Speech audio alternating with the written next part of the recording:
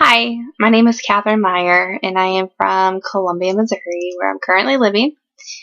How I got interested into applied behavior analysis was I was studying elementary education and special education, and I had done a lot of practicum and some work in schools with children with autism, and that was kind of the main classroom that I was in the very end of my semester.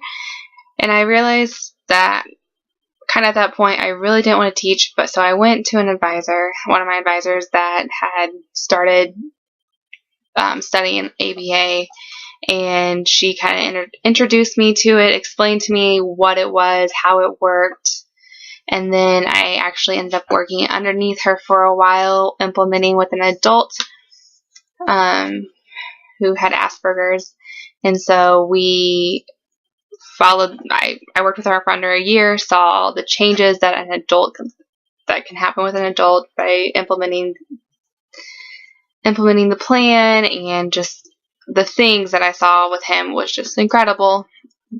And so that's how I got started in ABA.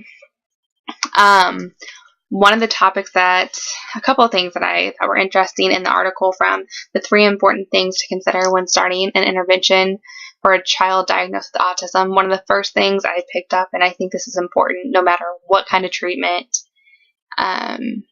you're doing, is building that rapport.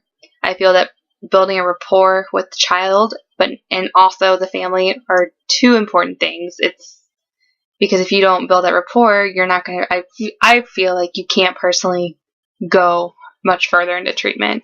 It's just like going into a doctor's office and a doctor not knowing anything about you and just go straight into asking you medical questions, and rather than kind of, easy into it, being like, oh, hey, how's your day? How are you doing?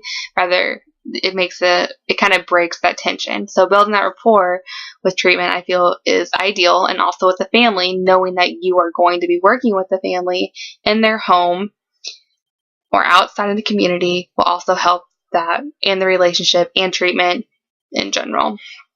Also, it helps you get to know the family dynamic. It also helps you get to know the child and what they prefer, and those are key factors: what they dislike, what they like, which will, like they said in the article, will help with treatment and is good.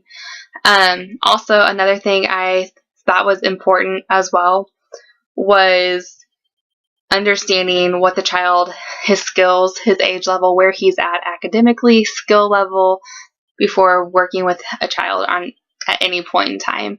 I feel like sometimes if you came in expecting the child to be at a certain skill level, and you start treatment right then and there, that rapport could possibly go away because they're frustrated and they might be feeling like you intimidated.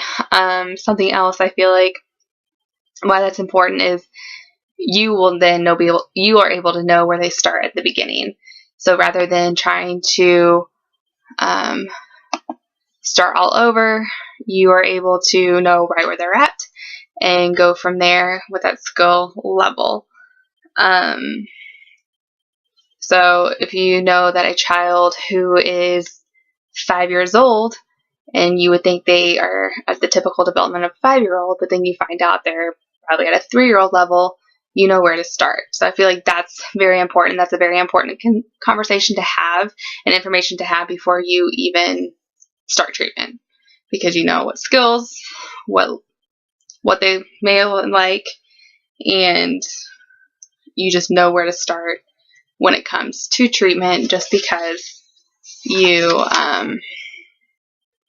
want to make sure that you give them the best treatment that they have. You don't want them to feel like they can't do something and they feel like they're getting frustrated with treatment and don't want to do treatment, and because they're frustrated with the skill level that you thought they may be at. So the two most important things I feel like are rapport building with the family as a whole and the child individually, and also knowing that skill level as to where treatment needs to be started at are some of the two most important features whenever it comes to treatment in general.